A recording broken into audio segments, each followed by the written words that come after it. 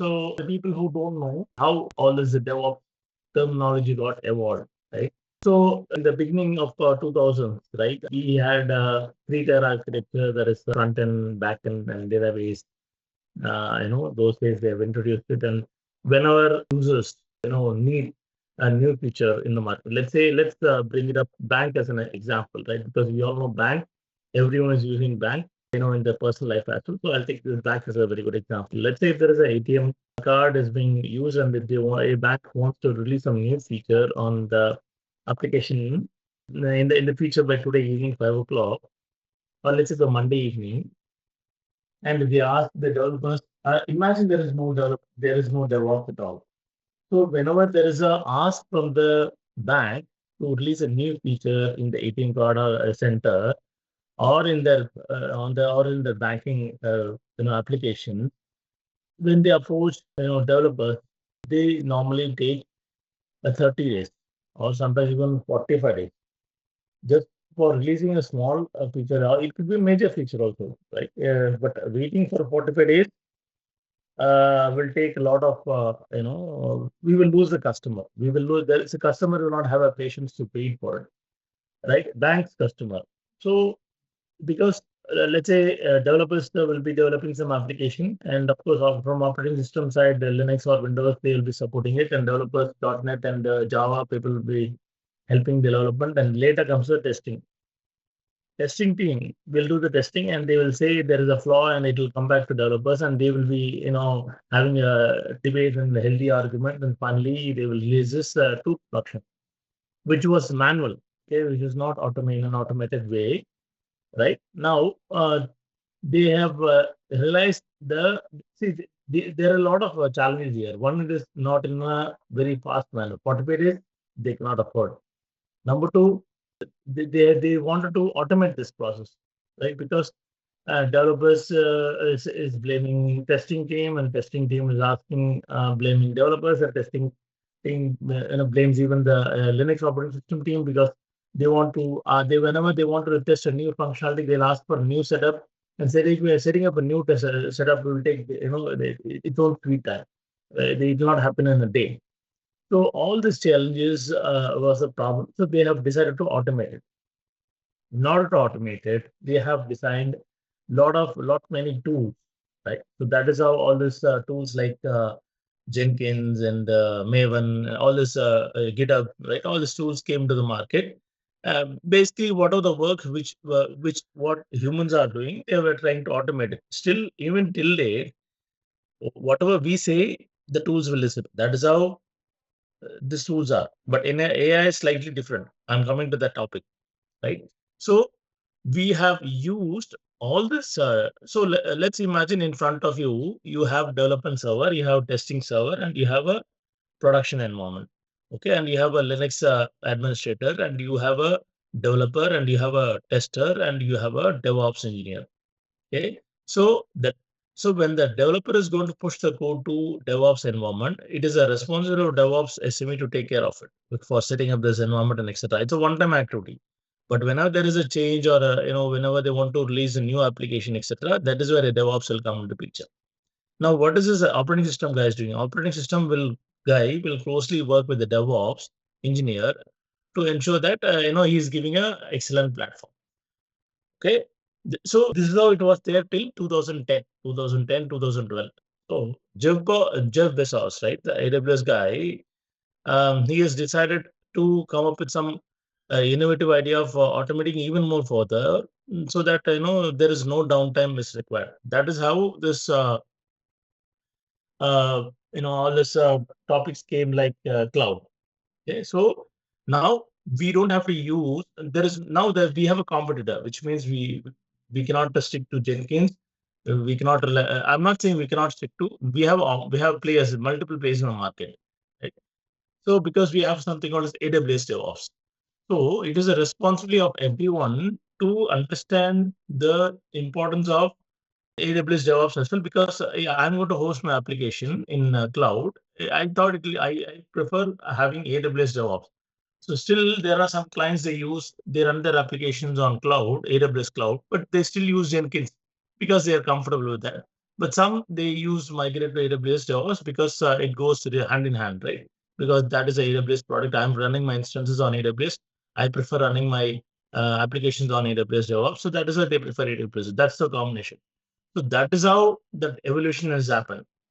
So let me pause you here. Okay, and I would like to hear from you. Are you okay, or do you need any other? If you have any questions, please unmute yourself and stop me so that I'm happy to answer your question. Right? I'll wait for 2 seconds. Okay, I'll move on. So this is the definition of DevOps, right? So this is how it got evolved, right? From the traditional three-tier architecture to individual server, developers are pushing the code, and then individuals, team were pushing the code to testing, and then to production, and then the DevOps Jenkins came into picture, and then even more cloud came into picture to meet even more down. Even they want to reduce the downtime. That is where all this things came into picture. And then we were trying to automate the environment, right? This is what was happening here. Okay, I'll go to the next slide. So basically, DevOps lifecycle is nothing but planning properly. Okay, today there is a release. Okay, which means daily DevOps guy will not be doing any kind of a configuration. He will be automating and he will set the environment.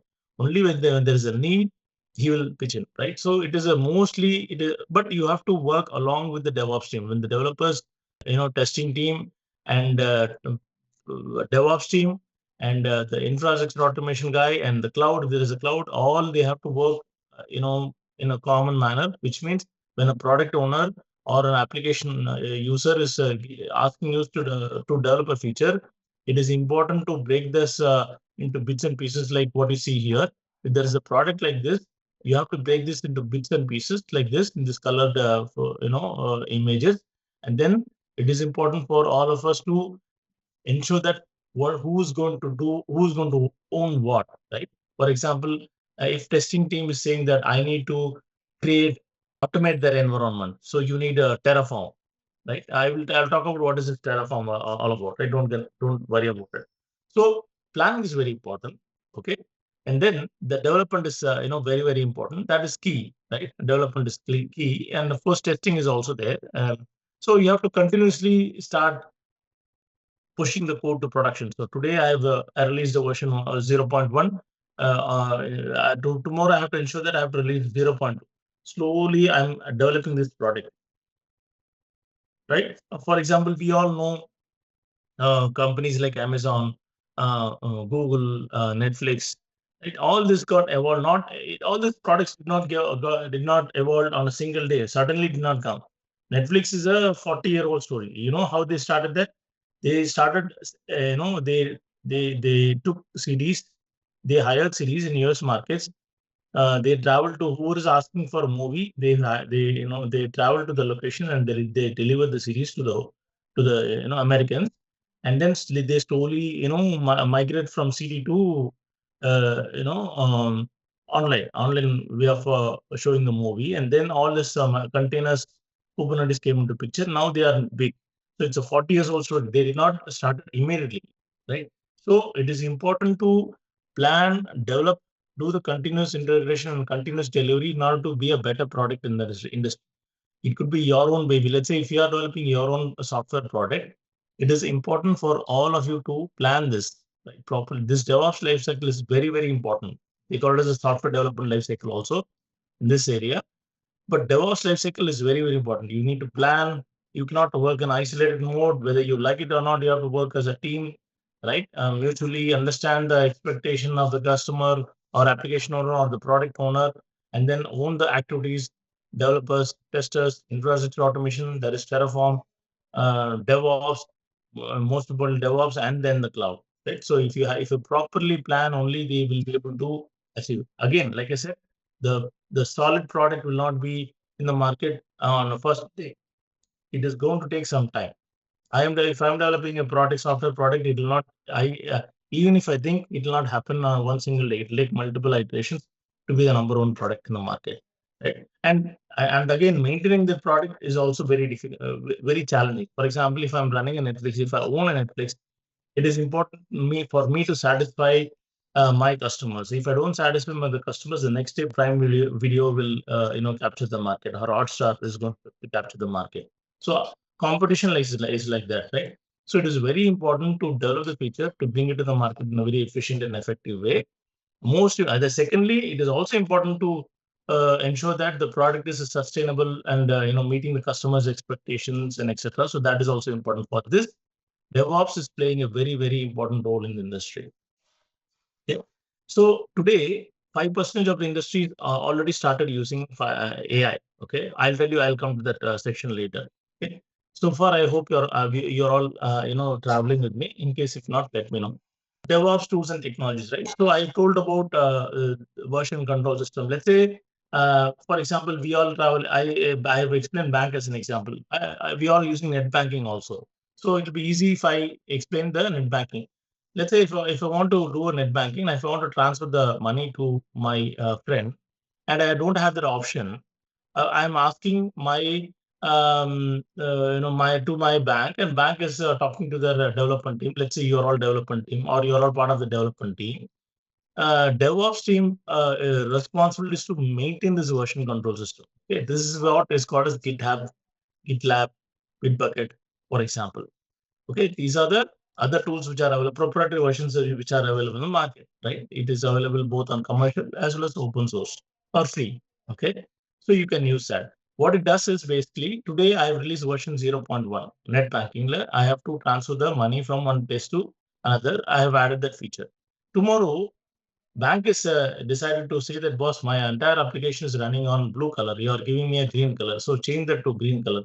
So tomorrow you are changing that to green color, and he's saying that I want to add one more feature. So on third day you will have another feature. So all this version will be tracked. For example, today is Saturday, so Sunday, Monday, Tuesday, I'll have three different versions because and this will be maintained in this version control system. That is the beauty of this DevOps, this version control system, right? This is part of DevOps, by the way. So what are the tools available here in this version control system? GitHub, GitLab, Bitbucket. AWS has its own version control system. When I say AWS DevOps. Okay. AWS DevOps has its own version control system, likewise even Azure. Okay. So the version control system is very, very important. What did I update it on? So which means if at all I have to reverse it back to version 2 from version 4, it is possible because the files are here. Why do we maintain these versions? To know what we have done on this particular day, or if the version 04 is not working, I can still go back to version 3 or version 0.2. That is why we maintain these versions, and it's very, very important. And it is going to continuously grow. It will not.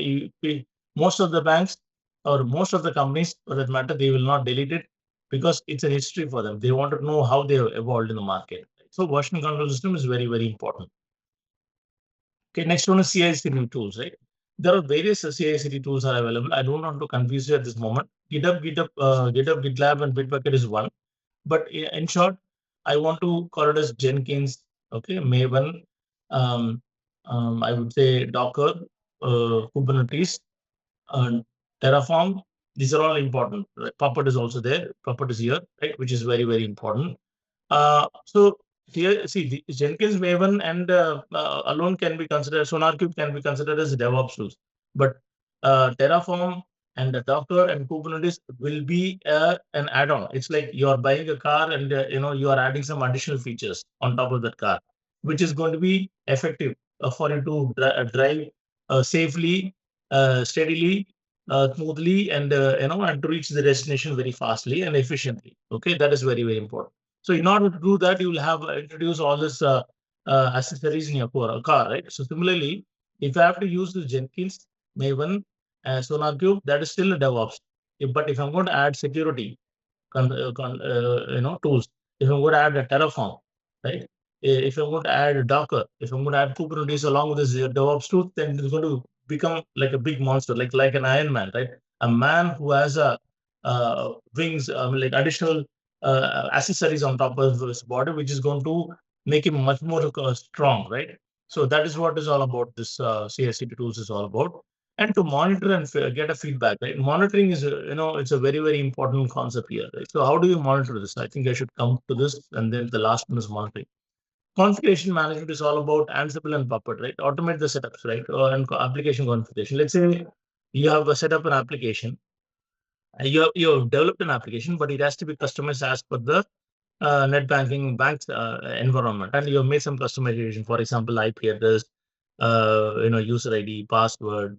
I'm just giving a settings. Let's say if you bought, I have bought a Windows laptop, okay, for example, and I'm using my Windows laptop. Okay. Uh, I have customized it. Now let's look at your laptop, your personal laptops, right? You would have bought the Windows operating system, and you would have made some customization as per your, taste or choice.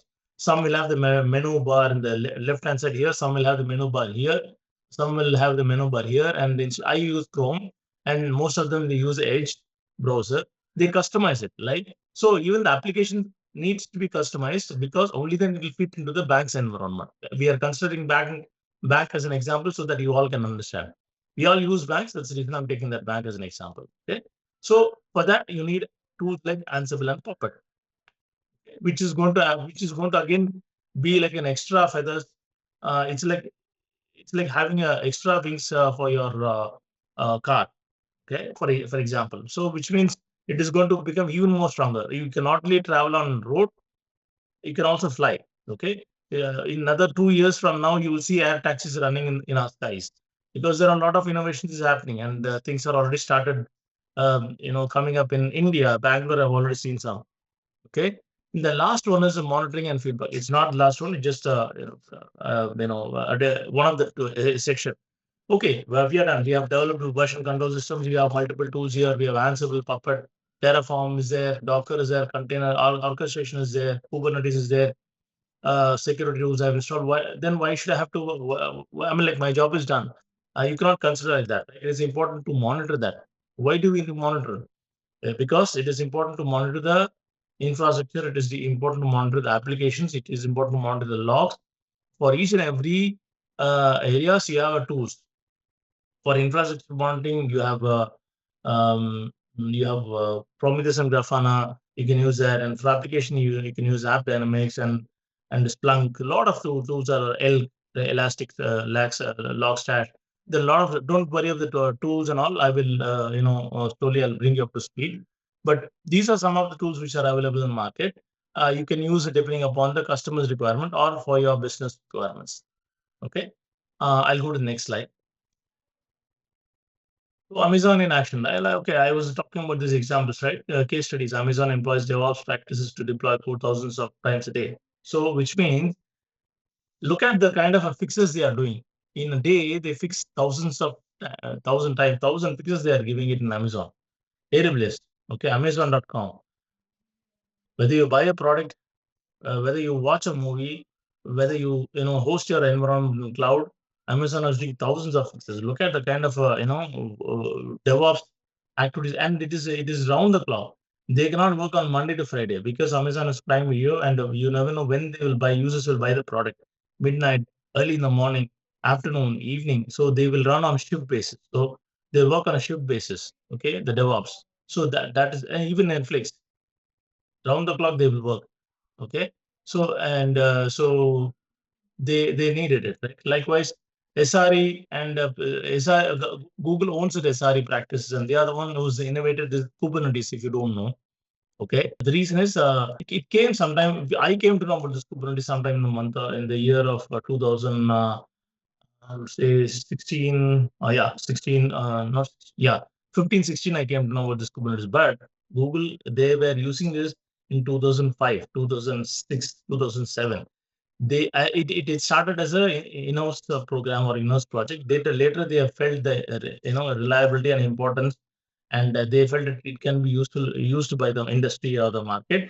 So they have decided to publish this as an a separate forum. Then that is how it got published as a in the market, and then it evolved as a big tool called Kubernetes in 2011. I came to know about this in 2014-15 time duration, right? So microservice architecture, that is also very important. I'll slightly touch upon this, right? So for example, if there is a huge application, let's say an application which is in terabytes, okay? For example, let it be even in gigabytes also, let's say 100 gigabytes, 200 gigabytes. If I have to make a modification in that code, okay, I have to, once the code is done, if I push the code, it will take some 4 hours, 5 hours, 1 day, 2 days to push the code into production, because The entire board I cannot push it. It's going to take a lot of time. So that is where you have this concept called as microservice architecture. What it means is that you can break this application or the huge size application to bits and pieces. When I say bits and pieces, um, break this into as a components, different components. If at all you have to, let's say from A to Z, A, B, C, D, for example, right, for easy understanding. Let's say if there are 26 Microsoft components, uh, and if it is in GB or in terabyte size, you can pick C application and you can make some modification and you can done and test it and you can push it to production, which means minor changes. Then later on you can pick W application, make some modification and you can push it. If it is not working, go for the version tracker. So my job is easy, right? I don't have to manage. I don't have to make modification and push this code entirely to production when the application size is huge.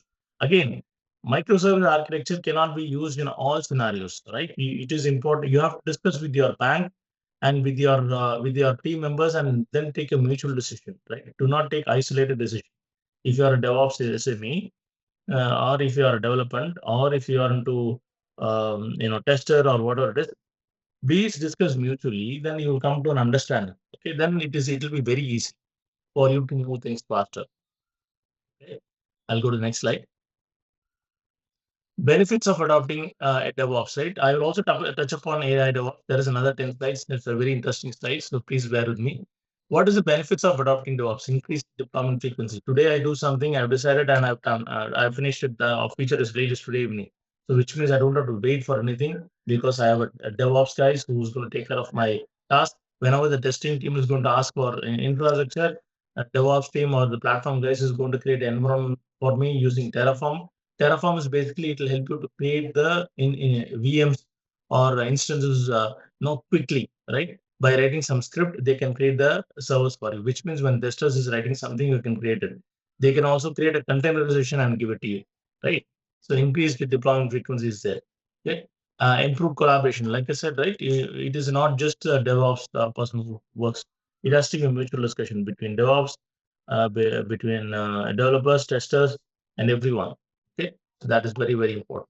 And higher quality products, right? You will give the always the best because it is being tested quickly. Yeah, reducing the production defects because testers will play a major role here, right? So and it's not just the tester. Even the Sonar Cube plays a major role. Sonar Cube will give you the efficient way of writing codes as well. So you will do the JUnit and etc. But Sonar Cube is going to take care of a major part of it.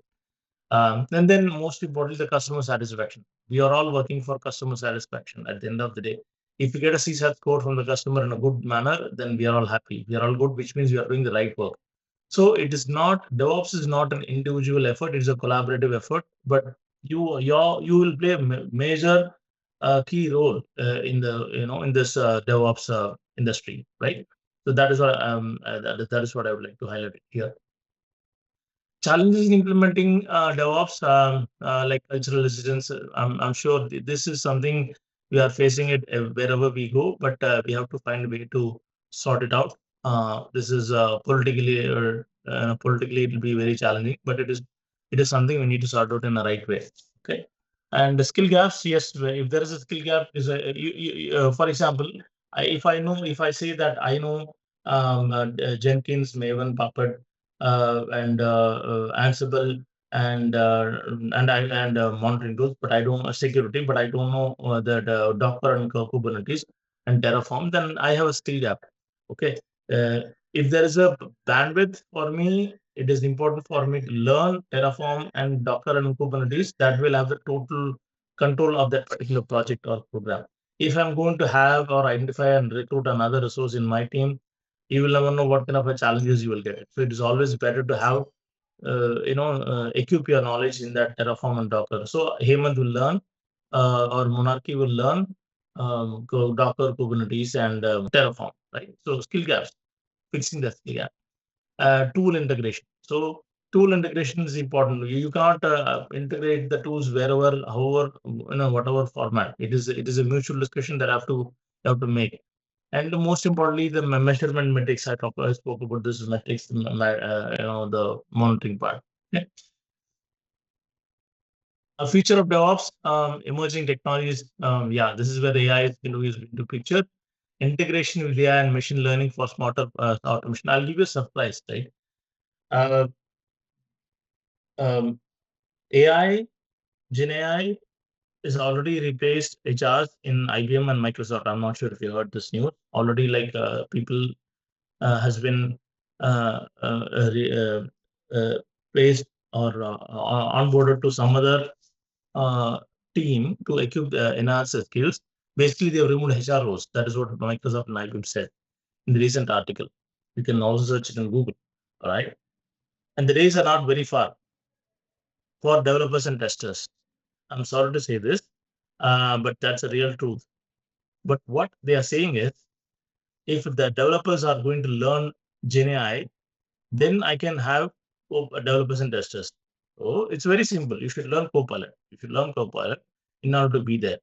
But right now we are talking about DevOps. So even the DevOps will do the AI ops. Okay? AI ops where is going to take care of whatever the DevOps work is doing, which means it is going to configure the tool. It is going to ensure that it is going to take care of everything. Your only option is to say yes or no, whether you do you want to deploy the code to production or not. That is the only answer you will give as a DevOps engineer. So that is a kind of role, and even DevOps is in a serious, situation. Now, how do we go to that level? In order to safeguard our position, or what do you have to learn? GenAI. So the answer, whether you are from operating system background, whether you're a developer, whether you're a middleware guy, whether you're a tester, whether you're a DevOps, you cannot avoid GenAI. Okay. So identify what is relevant to your career. Okay, and pick up that skill. Okay, it could be emerging technology. So I will tell you how we will go there. Okay, so stress testing, and these are some of the for future of DevOps, right? So you focus on observability, right? So which means it will fix if there is a fix in an application. It is going to take care of the testers. It is going to take care of the development part, and everything is done. It is going to code. It is going to do the testing. It is going to push the code to production. So the only work you have to do is whether to push the code or not. Say yes or no. That is all you have to do. So which means don't think your job is done or your job is easy. You will not learn anything. If you don't learn anything, you will not be in the industry. Anyone for that matter, right? So it is important to learn. So in order to go to the future of DevOps, what is that we need to do?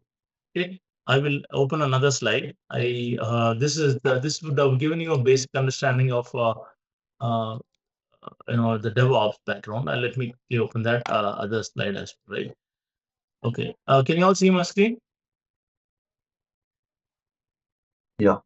Yeah, Okay, fine. Thank you so much. So thanks for confirming. So now we are going to talk about GenAI assisted DevOps. Okay. So these are some of the topics which we are going to see. Okay. So what is this GenAI DevOps? So these are the topics we are going to see, right? Introduction for introduction to AI for DevOps, prompt engineering master classes, running LLMs locally and making API calls, AI powered shell scripting and CLI automation, AI for observability and incident and response. Don't assume or don't think that we are talking about some Greek language or alien. It is only if you're reading it for the first time, it might sound weird, or you may feel lost.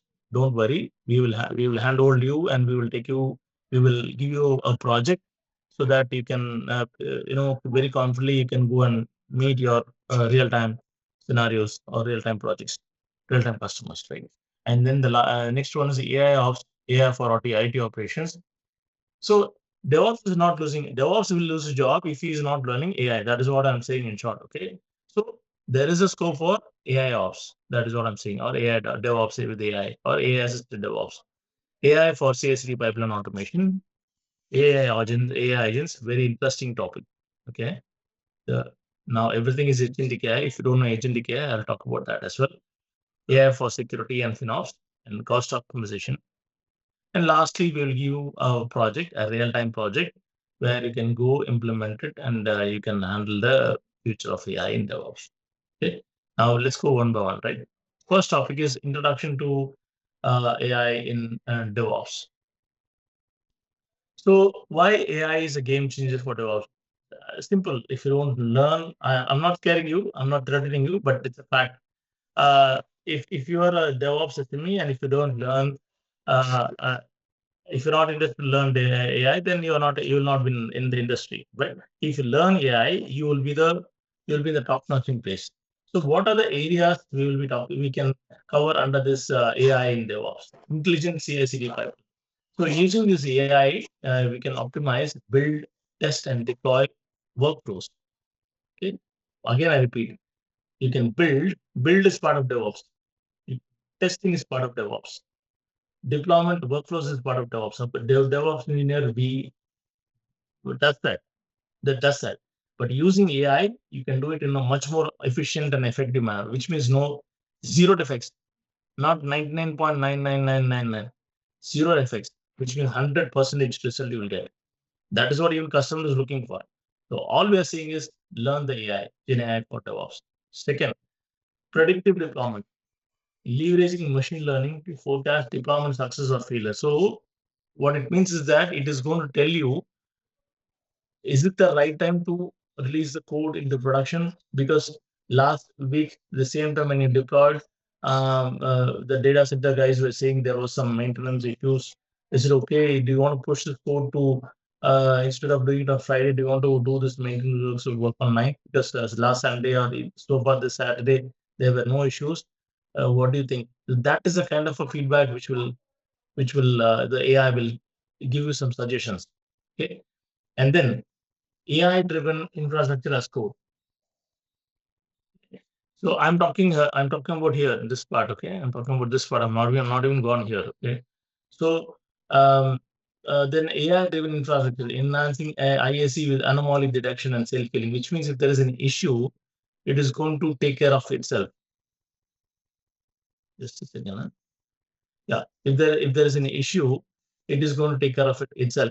That is what it's saying. So which means you don't have to see what is the configuration issue, where this configuration is coming, why there is an issue is coming.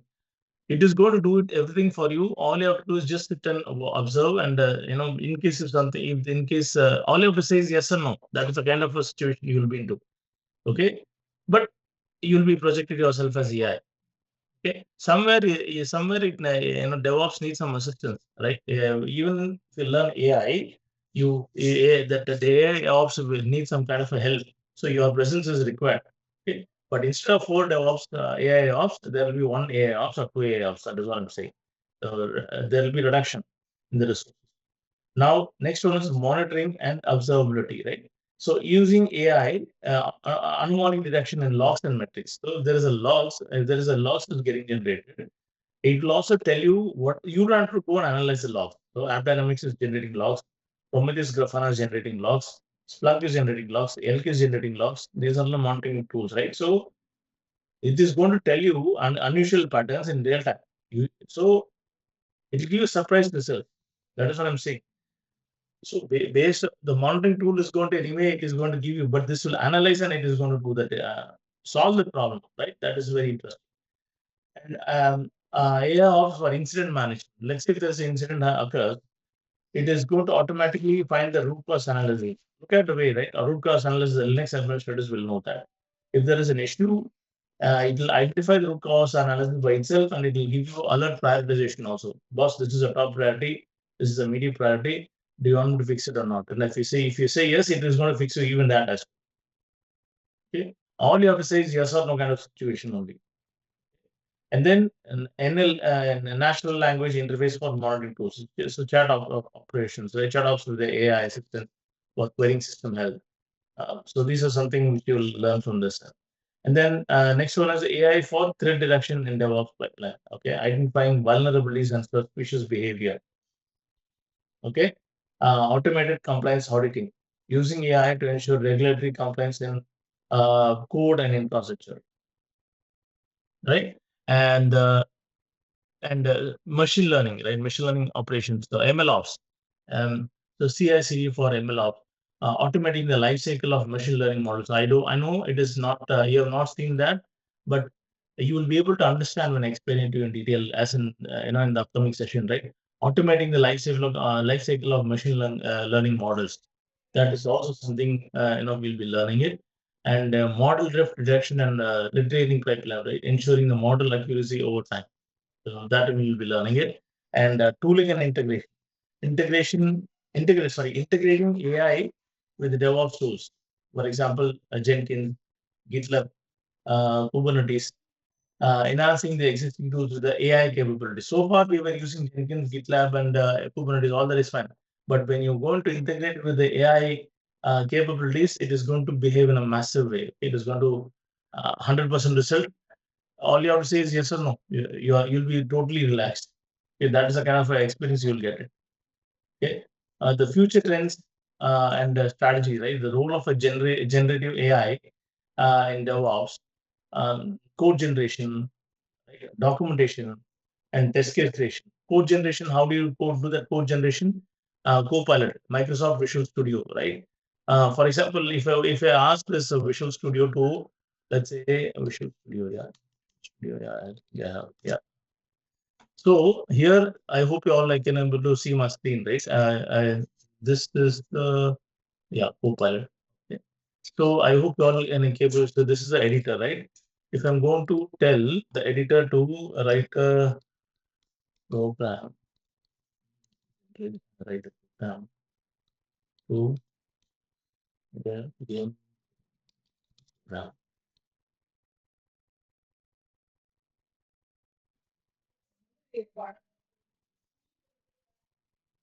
See, I don't have to wait. The game is ready. Okay. But it'll so one and I'll please program.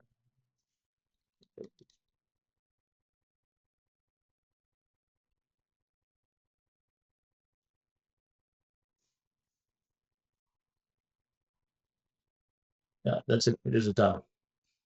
So look, see, to type this code, it would have taken some, you know, time, right? But now that it's ready, it's almost there. All I have to say is run and execute it. Copy, paste, and execute, right?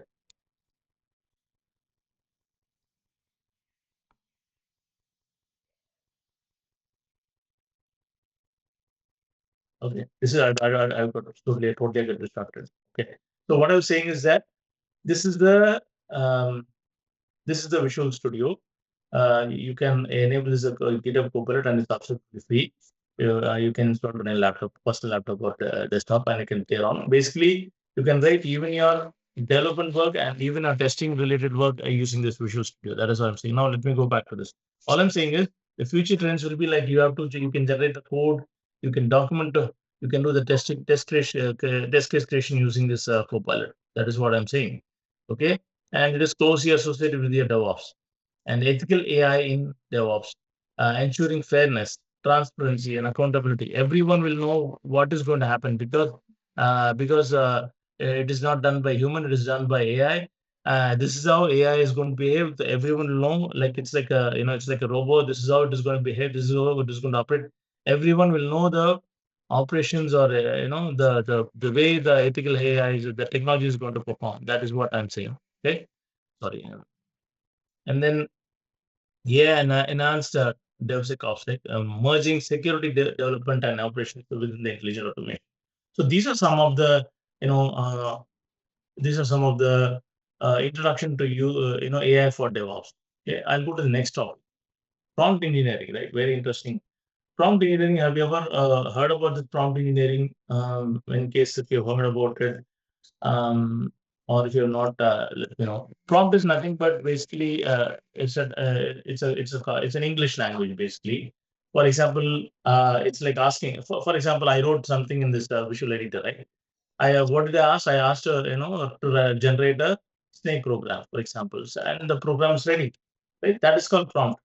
Okay, here whatever I typed it, that is what is a prompt, right? So today, if you give a prompt, it will give 99.9999% result. Why 99.9%? The 1% is because of human's mistake. He has not given the right question code. So Gen AI is almost 100% proven in the industry already.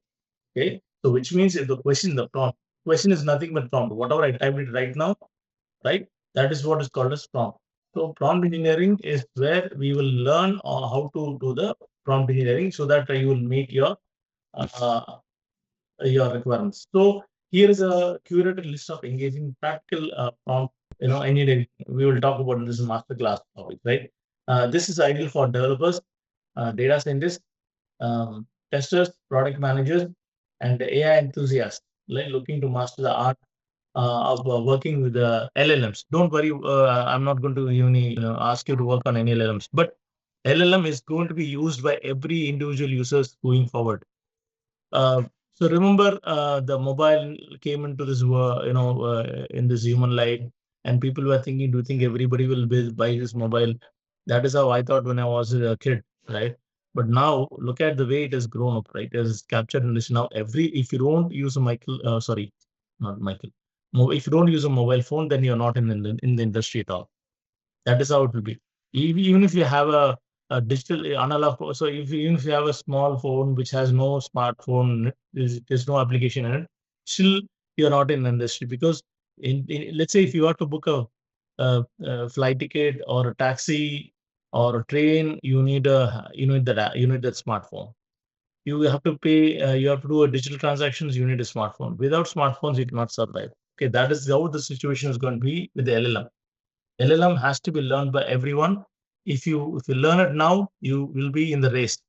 You will be in the race. What it means, what I mean by race is that you'll be in the game. You will be in the industry. You'll be in the top-notching place, right? Learning is one, and adopting that in the right area is also very, very important. Just learning and keeping it quiet is not going to help you. It is important for you all to apply and climb that ladder, which is very, very important.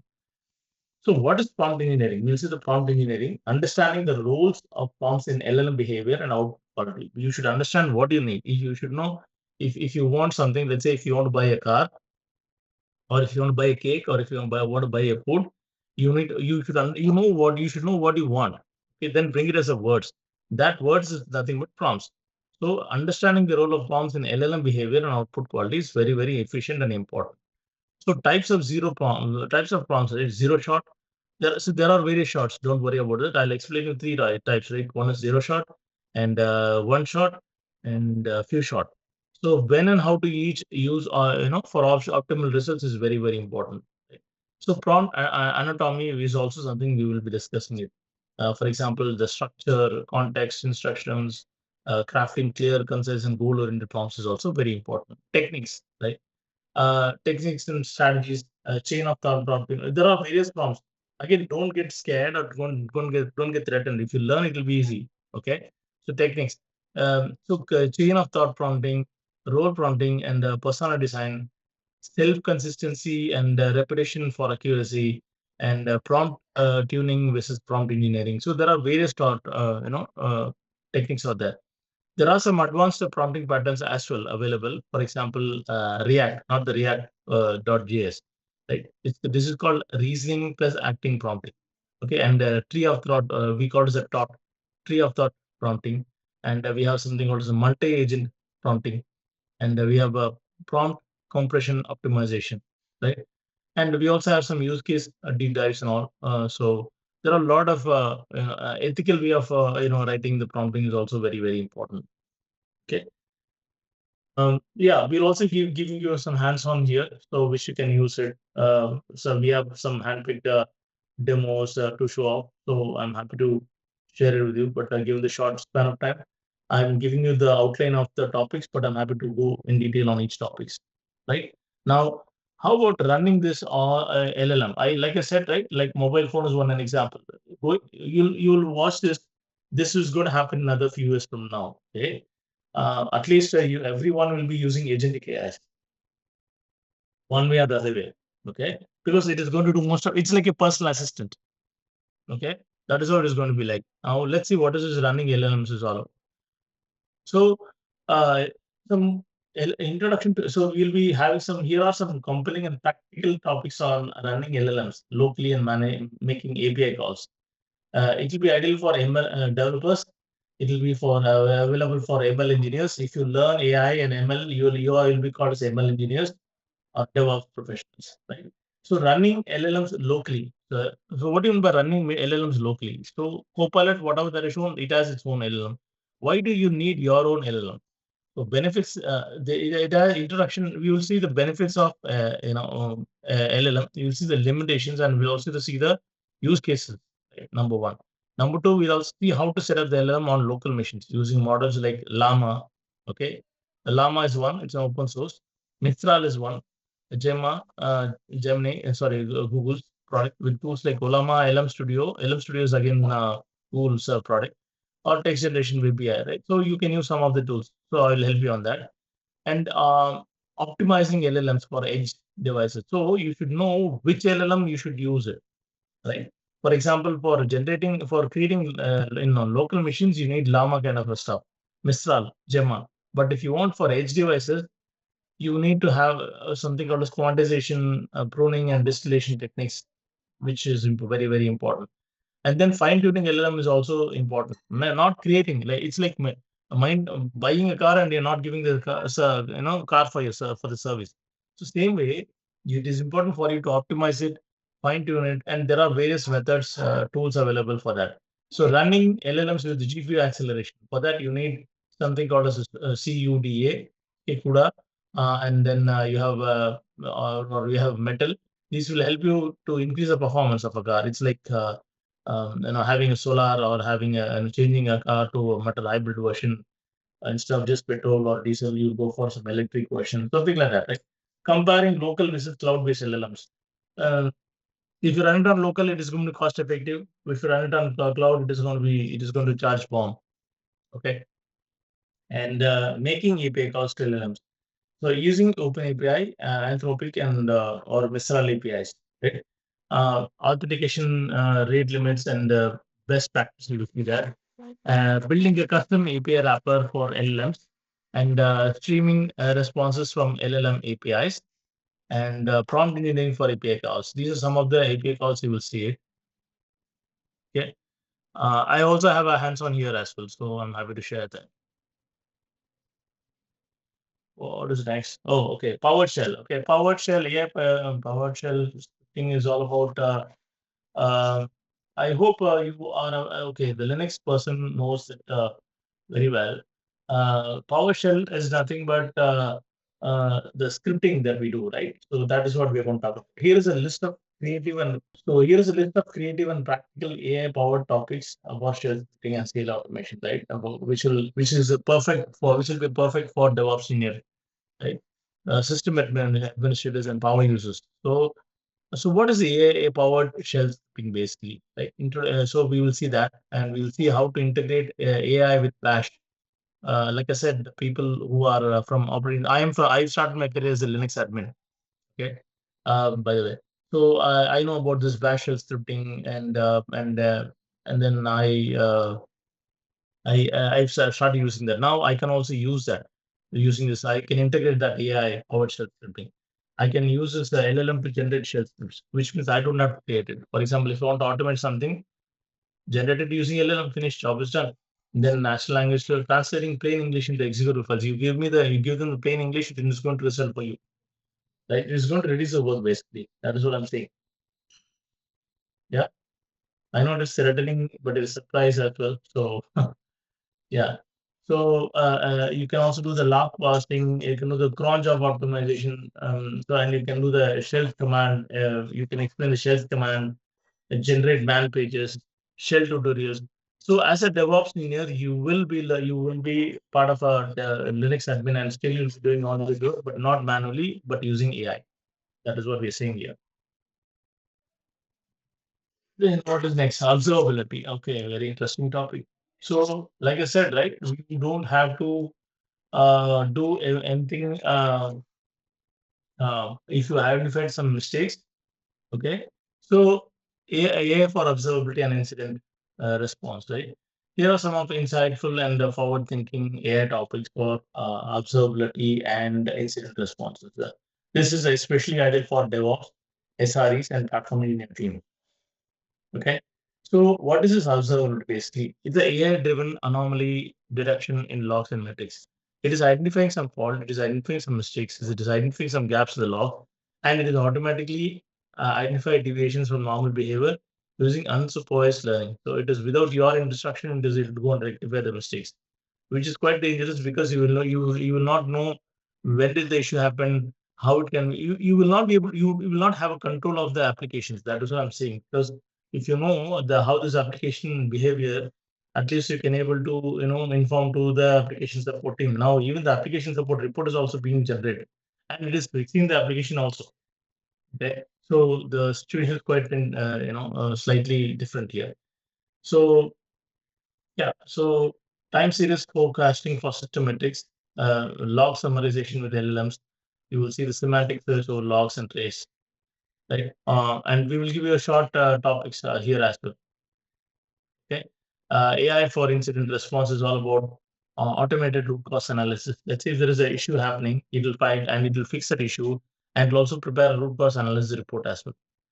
I know it is threatening, but that is how it is. That is how the industry is transformed, right?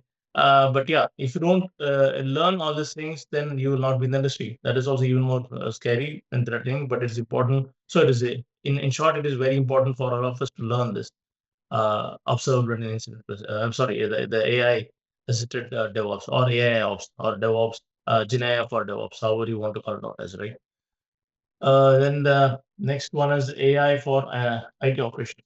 I'm sure everyone is part of this. You might have come across this operations, right? Here is a comprehensive list of AI ops, right?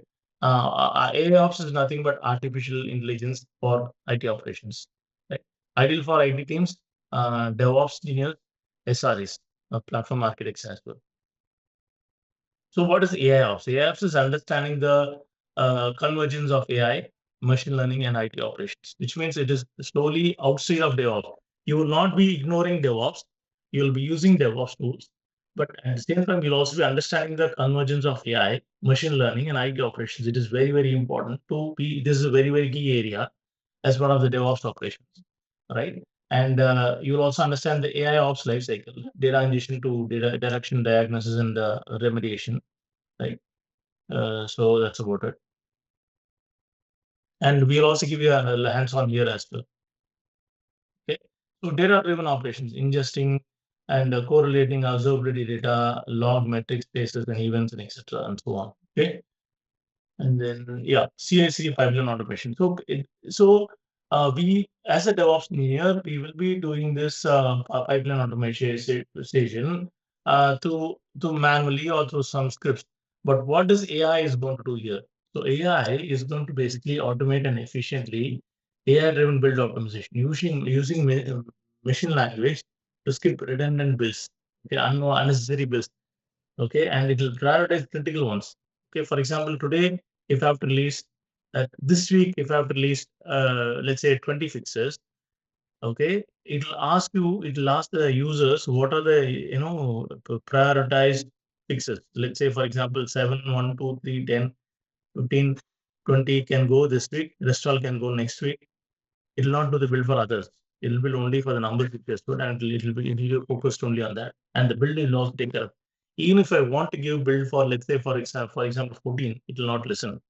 It will not listen and say it won't be adamant. It will say that my priority for this is, this week is so on so numbers. If I'm going to complete it within this week, this fixes. If I have a bandwidth, then I can do the build for others. Is that okay with you? So it will be very gentle and it will behave in a very proper manner. All you have to say is at the same time you can say yes, and you cannot avoid it because if you say yes and if you say no, there are people who's going to come and ask you questions. When AI is giving you clear instructions, why did you say no? That is, and you should have a proper justification to say that because you're disturbing other bills. So that is the issue comes. So it is very important to so AI is helping you to be intelligent, okay, in a way, okay, and is giving focus. Even if you forget, it is focusing you. It is asking you to prioritize based on the fixes that has to be fixed for this week. That is what it says. So smart test selection. Next is smart test selection, which predicts the tests which are most likely to fail based on code changes and historical data. And even for this, we have a small hands-on using all the technologies we can able to give you a demo.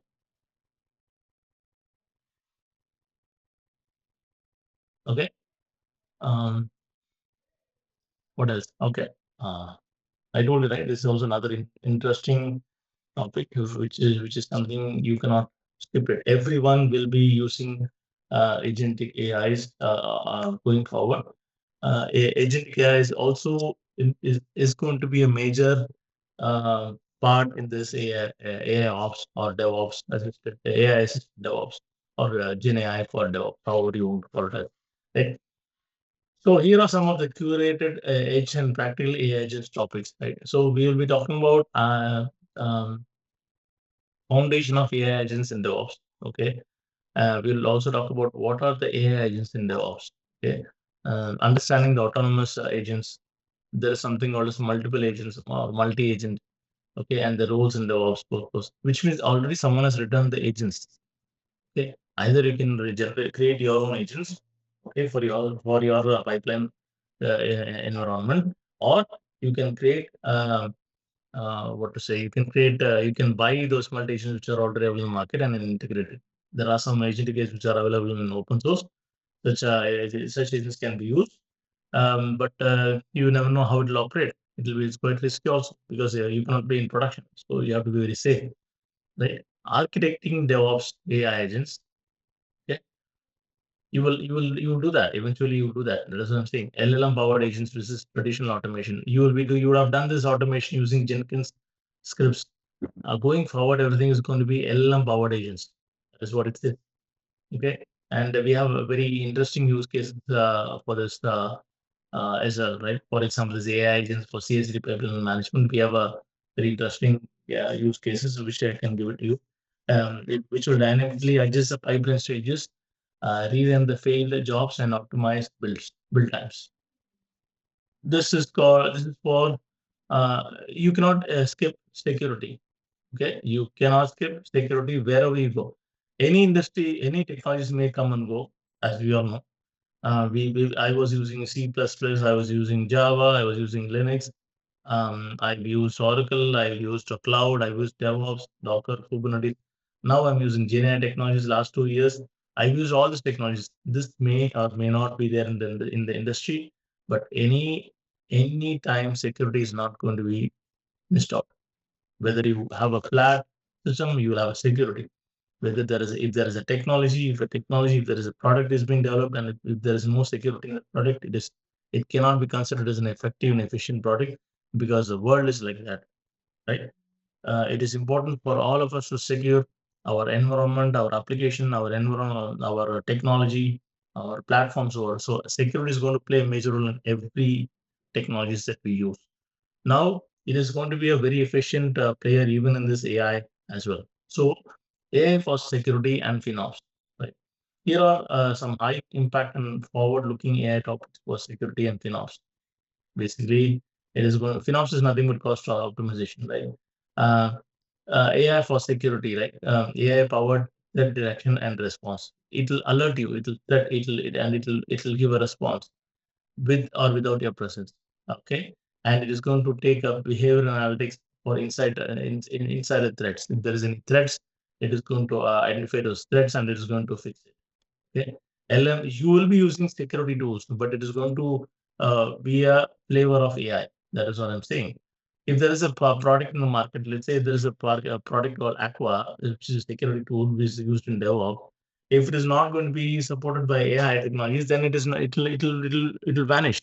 It will not be there in the industry at all.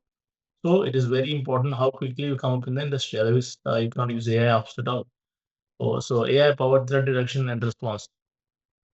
Okay, behavior analytics for insider threats, LLMs for security log analysis. So these are some of the things you will learn in this area. And when it comes to FinOps, you will understand how the predictive cloud cost forecasting is done, how is AI-driven resource right sizing is done, anomaly detection in cloud billing, LLM for cost report summarization. These are some of the topics you will learn under this AI for security and FinOps. This is something very, very important. We'll also give you some hands-on here as well, okay? Then AI for security and FinOps, cost optimization. Oh, okay. Then did I repeat it? Oh, okay. sorry, I have to shove on. Okay, the last one is we will give you a very wholesome project. Wholesome project means so far you've been given a project based on the bits and pieces of the knowledge, the technology which you learn. For example, agents and security and monitoring and etc. But right now, this is going to be holistic project, combination of all components, whatever that you've learned so far. We will give you a sample project. Okay, autonomous DevOps agent for smarter CI/CD and incident response, showcasing the future of AI in DevOps. So this project combines LLMs, observability tools, and automation to create a self-optimizing intelligent DevOps pipeline. Okay, so this is going to be a very interesting assignment because we have so far we've been giving you projects based on the learnings that you've done. Okay, and we will not only give you the project, we'll also closely monitor you to make sure that your learning ability and are you on track, right? We'll handhold you on each area and we'll make sure that you learn and comfortable in your area. Then only we'll give the final topics where we'll make sure that your learning is complete. It'll not be just a training, right? It'll be the learning. It'll be the lab session where you'll learn, do the project, show it to me, and then you'll be happy more. So that's it from me. Thank you for the opportunity.